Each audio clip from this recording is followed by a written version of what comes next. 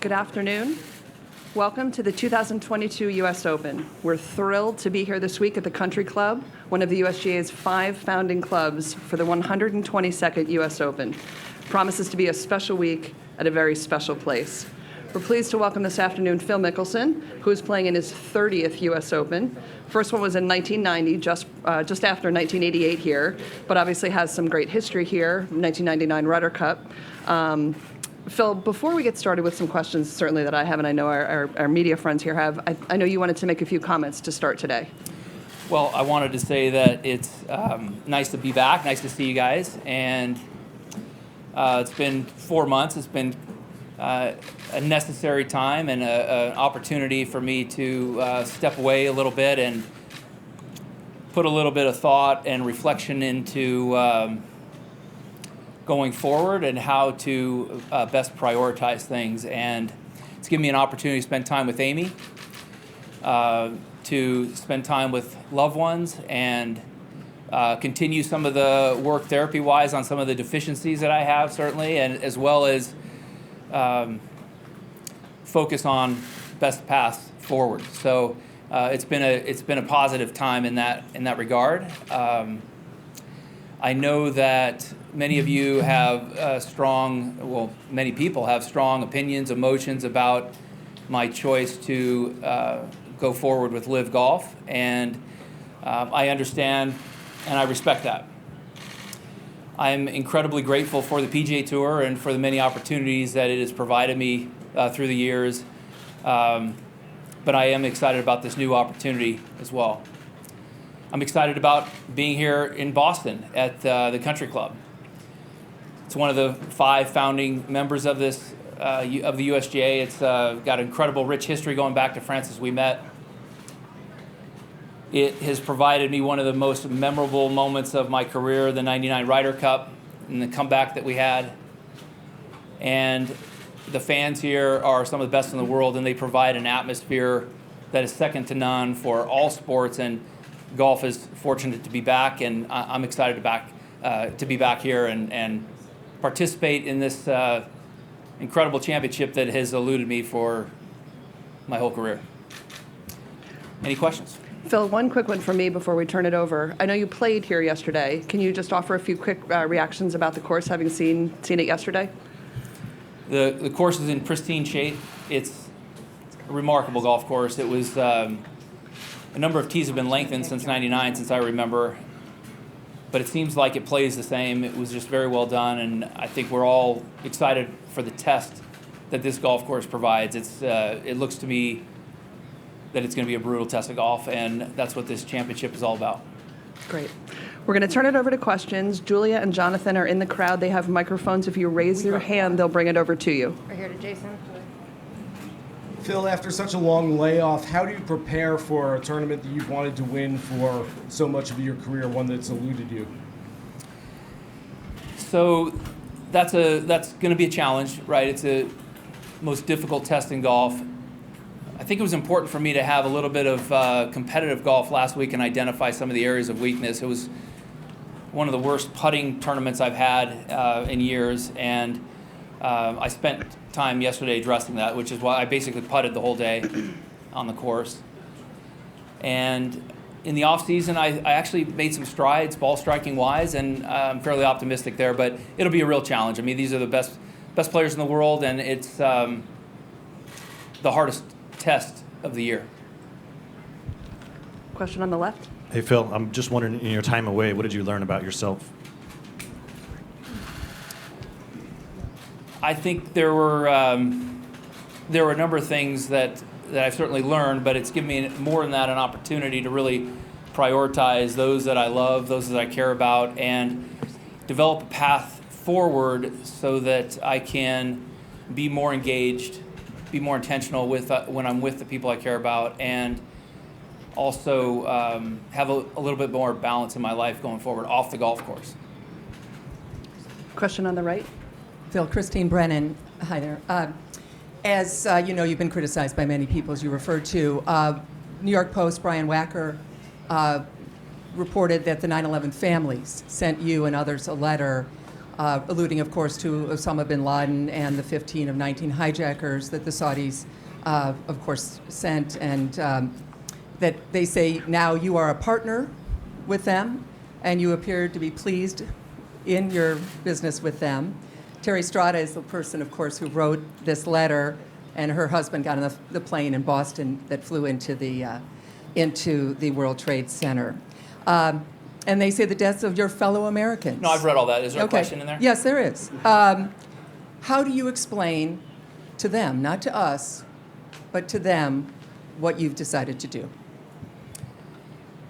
I would say to the Strada family, I would say to everyone that has lost loved ones, lost friends in 9/11, that I have deep, deep empathy for them. I can't emphasize that enough. I have the deepest of sympathy and empathy for them. Question on the left, Michael? Hi, Phil. How did you feel about the PGA of America's decision to move the PGA Championship away from the Trump course in Bedminster to Tulsa in the wake of the January 6th riots? And then how do you feel about these two live events being played on Trump courses? So let's go back to just one at a time. I don't really know what to say about the PGA and their decision. That's ultimately their decision. I thought that it went really well at Southern Hills. I thought it was a fun tournament to watch. I thought it was exciting. Came down to the end and was exceptional. But I don't get involved in that matter. That's for the PGA of America, and I haven't been involved in Live Golf and their decision on where to hold their events. But those discussions should be held privately and behind closed doors.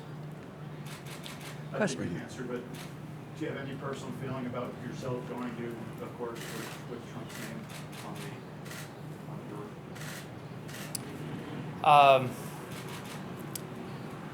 I care more about the quality of the test of golf, the quality of the golf course, the fan experience, and their ability to see and view the golf, and the challenge of what the venue provides for the players, risk reward, exciting to see, birdie opportunities, tough pars. I care more about that. Question directly behind me, Ian?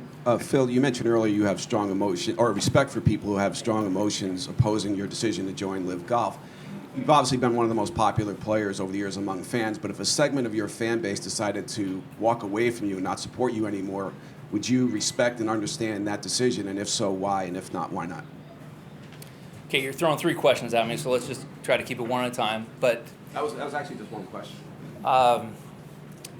in regards to if fans would leave or whatnot, I respect and I understand their opinions, and I understand that they have strong feelings and strong emotions regarding this choice, and I certainly respect them. I respect that. Question on the left? Hi, Phil. I appreciate it's still early in the week, but what sort of welcome back have you had, or what sort of welcome back are you anticipating you'll have from your peers who will feel betrayed by you and have lost an awful lot of respect for you? I have the utmost respect for the players on the PGA Tour.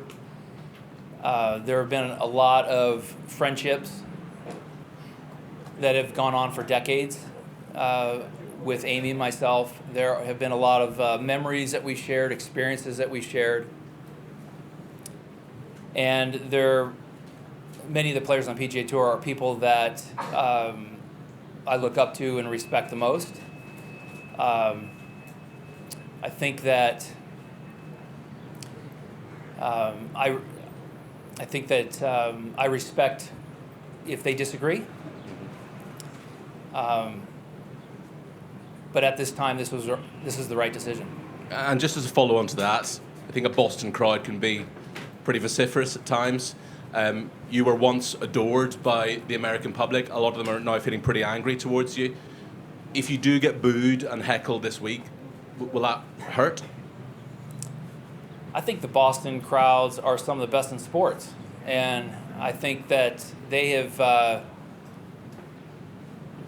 given me a lot of support, and I'm very appreciative of that over the years. And I think that their excitement and energy is what creates such a great atmosphere. So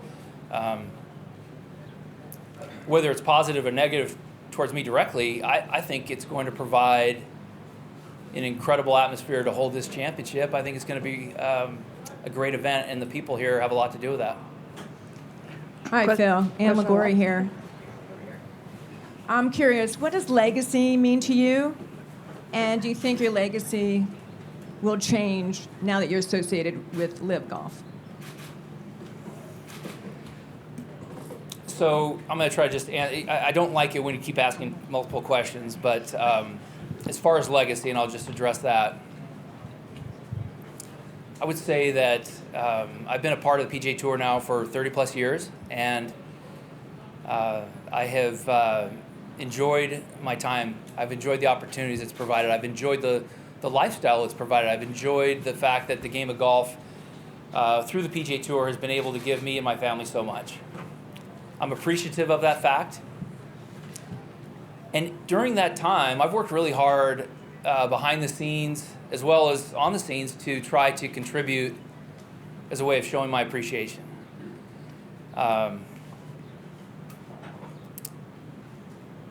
And I've done the best I can to give back to it as well.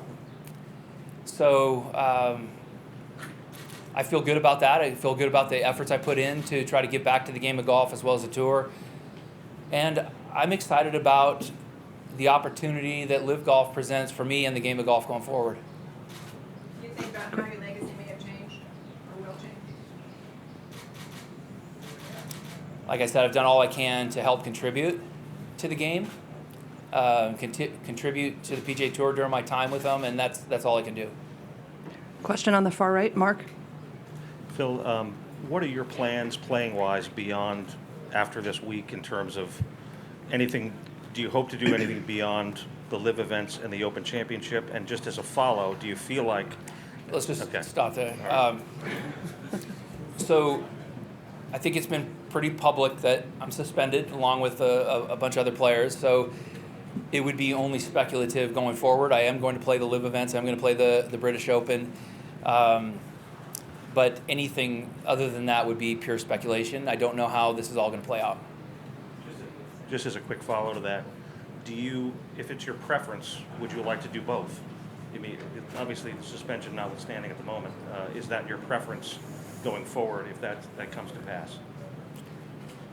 My preference is to be able to choose which path I'd like, one or the other or both. I feel that, as I was saying to Ann, I gave as much back to the PGA Tour and the game of golf that I could throughout my 30 years here. And through my accomplishments on the course, I've earned a lifetime membership. I intend to keep that and then choose going forward which events to play and not. Question on the left, right behind me. Hey, Phil. The Live Tour has obviously driven a big wedge through the golf world with people being pretty passionate on both sides. Was that kind of the point of starting this up? And have you had any dealings with guys like Rory and the guys who are more passionate on the other side of the debate? The point of starting it up, I'll have to defer to those at Live Golf. It was their idea, it was their brain trust or their thoughts and ideas that they brought to fruition. I certainly respect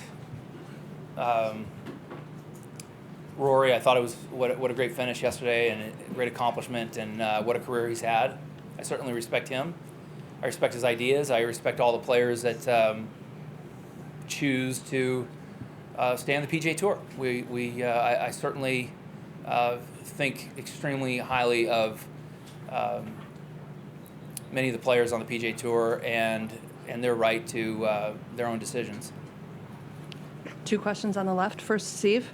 Phil, what's with the facial hair and is it here to stay? That's two questions.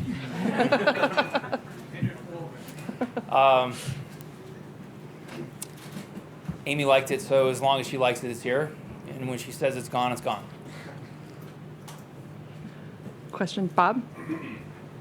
Phil, your relationship with the USGA has been a bit tenuous at times, and just curious if you are concerned at all that they will take action in the future to make it harder for you and some of the other guys who are qualified to play in the U.S. Open, down the road.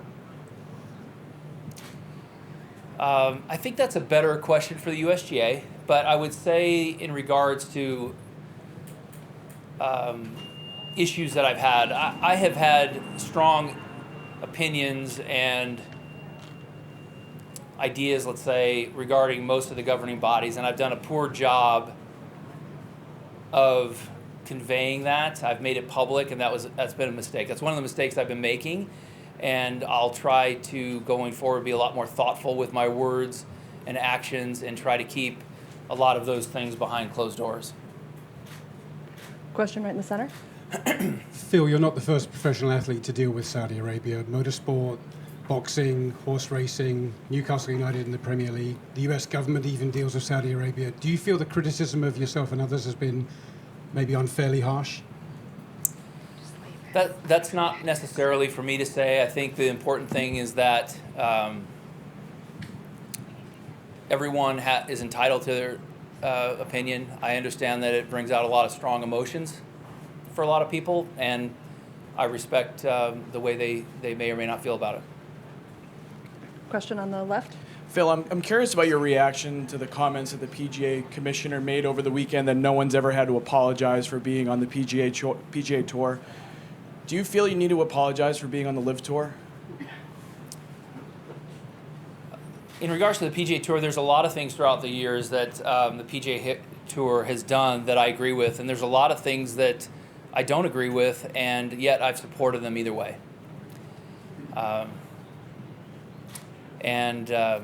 That's the way I feel going forward for other governing bodies as well, and I'm going to try to keep any issues that I have, again, going forward behind closed doors, because it was one of the biggest mistakes I've made is voicing all of these little things. Question on the left, Dave. Phil, your relationship with Callaway was paused a few months ago. Have you been in contact or spoken recently with Chip Brewer, and has that relationship changed now that you've officially gone on with the LIV Series? My relationship with Callaway and specifically with Chip Brewer transcends just a sponsorship. He's also a very good friend and somebody I look up to and respect.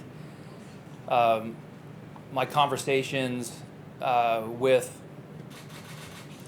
my partners that I've had longstanding relationships with, as well as a number of potential new partners going forward that we've been in communication with, will play out over time. It's not high on my priority list right now, and that stuff will play out in time. Two questions in the center. John? John Hopkins, Phil. How do you feel about the battering you received from my colleagues last week? Well, like I said earlier, multiple times today and last week, I respect that everyone has their opinion, and this is bringing out a lot of strong emotions for and against with a lot of people, and I respect the opinions that everyone has. Right behind Doug. Phil, what appeals to you about LIV Golf that you weren't getting from the PGA Tour? I think that there's there's an obvious, incredible financial commitment, but more than that, for all the players involved and everyone involved, but more than that, there are other factors that, with fewer tournaments, it allows me to have more balance in my life. It allows me to do things that are off the golf course I've always wanted to do, and I find that as I prioritize those that are important to me, people that are important to me going forward, this allows me to have more time with them, be more present, and to share more life experiences outside of golf. Question in the back left, Ryan. Phil, kind of as a follow to that, I understand you have lifetime status, but if you're so gung-ho on Live Golf going forward, why do you still want to play on the PGA Tour? I've worked hard to earn a lifetime membership. I've worked hard to give back to the PGA Tour and the game of golf throughout my 30-plus years of professional golf. And I've earned that lifetime membership, so I believe that it should be my choice. Question on the left, Scott. Phil, you've talked about growing the game of golf and Live being good for golf. Are you at all worried that it's actually damaging the PGA Tour and golf, professional golf in general? I believe there's a lot of things about Live Golf that are transformative. Two specifically are a unique, different format from a format that's been the same for half a century or more. And I believe moving tournaments throughout the world and bringing that type of championship golf to different parts of the world is going to have a very positive effect globally on the sport. And those are just two instances of areas I think Live is going to do a lot of good for the game. We have 2 or 3 more questions. First in the back, Alex. Yeah, Phil, outside of the golf you played last week, could you be specific on what you did to grow the game last week in London?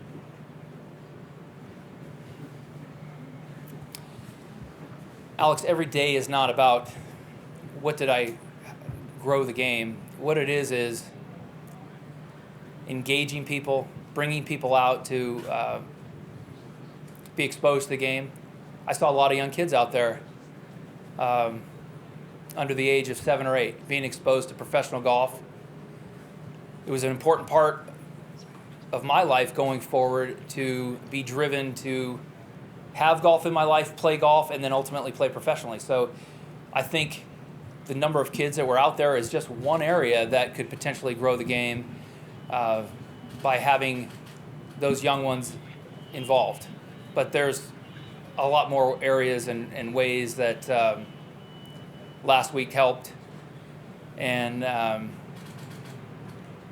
think it should be obvious.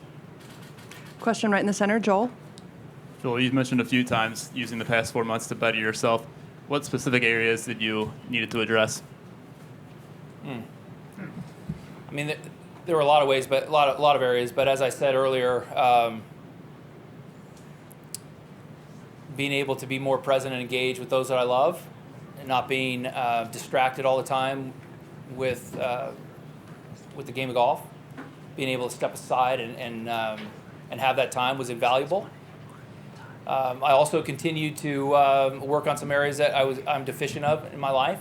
I mean, the obvious one is gambling. I've been working on that for years, and I'm very happy with where I'm at with that. But I'll have to continue to work on that the rest of my life. And this time allowed me to kind of sit still and work on these areas. But there are a lot more than that. One last question on the left from Todd. Phil, are you at peace with the real possibility of never playing on the PGA Tour again?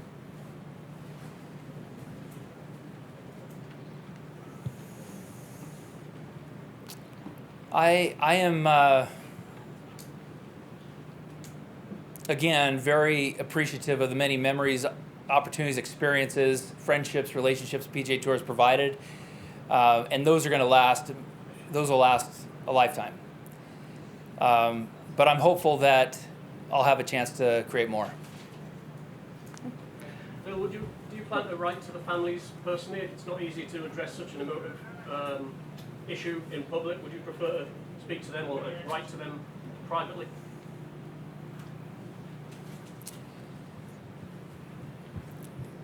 I think I speak for pretty much every American in that we feel the deepest of sympathy and the deepest of empathy for those that have lost loved ones, friends, in 9/11. It affected all of us and those that have been directly affected. I think I can't emphasize enough how much empathy I have for them. Phil, what advice would you give Jay Monahan today? So last week I made it clear that all PGA Tour matters I won't be discussing at this time, and I believe those areas are areas that should be behind closed doors. When's the last Phil- time you spoke to Jay? October. Phil, thanks so much for joining us today. We appreciate it. Good luck this week. Thanks, guys. Let's have a Thank good you. week.